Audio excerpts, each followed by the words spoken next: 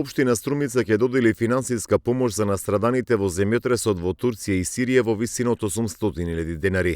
Ваква одлука донесе Советот на Општина Струмица на денешната седница што се одржа во Домот на Арама.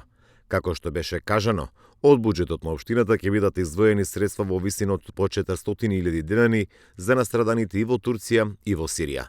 Одлуката помини на Комисијата за финансирање и буџет и како што кажа советничката Наташа Шапковска, парите ќе бидат уплатени на сметката на Солидарниот фонд при Црвениот крст на Република Македонија.